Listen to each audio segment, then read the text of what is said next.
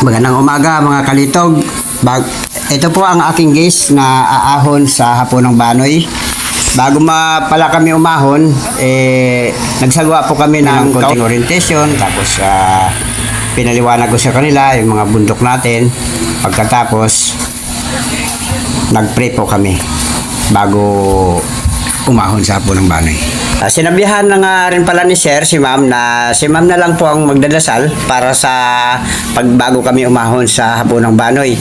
Kaya ang ginawa namin, nagdasal muna, pagkatapos, ipinaliwanag ko po sa kanila na kulang pa. Mayroon pa pala kaming kailangan na sila na magkaroon ng gloves. Kailangan nila sa pag-akyat yung gloves kasi mayroong mahahawakan na matutulis na bagay. Kagaya ng kawayan, yung bulo ng kawayan, baka mahawakan nila. Ayan po, nag-start na po kami maglakad.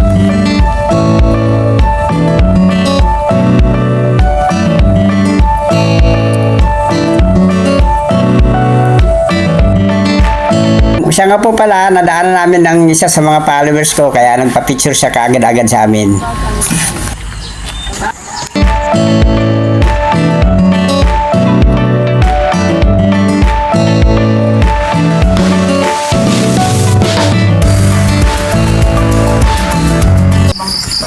Medyo malayo-layo pa.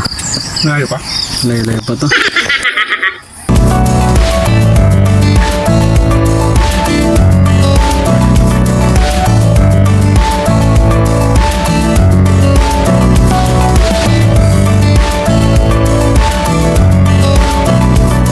Saan mo konti yan?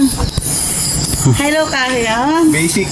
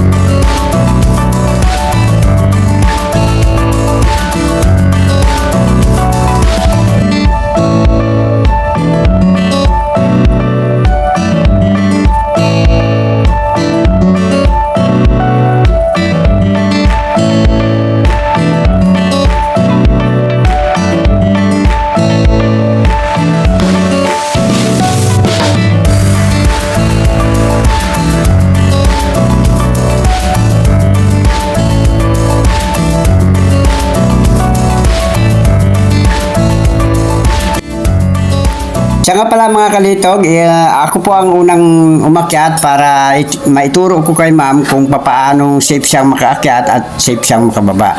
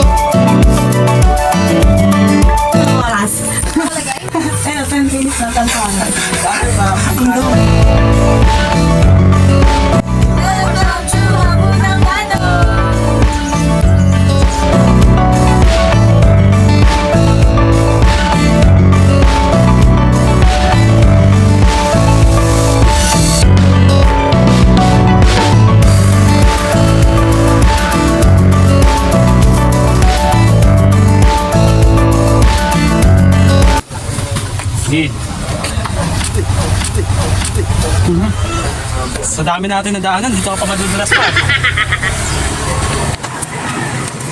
Pasok. Saka pala mga kalito, bago sa ito pala lagi natin ginagawa, yung maglalag out sa DNR para safety sila sir. Sabihin nun, safety sila nakauwi. Kaya ito yung ginagawa natin, maglalag out muna tayo. Good morning! Morning ta. Nilatan nga kami kinatanong sa mga kakadaan.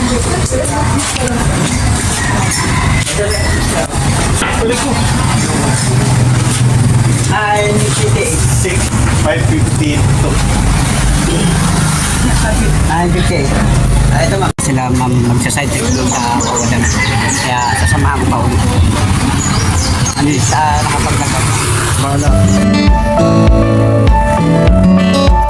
Si tour guide. Bakit? Si Uncle Orle? Hindi, iba pa yung si tour. Sabi niya ako si tour. Si guide. Pag nakama ko, sinagsama kami. Okay na. Ayan, mga kalito, uuwi na po sila. Ayan, yung aking mga guests. Ayan. Uuwi na kami na po. Labay po. Bye.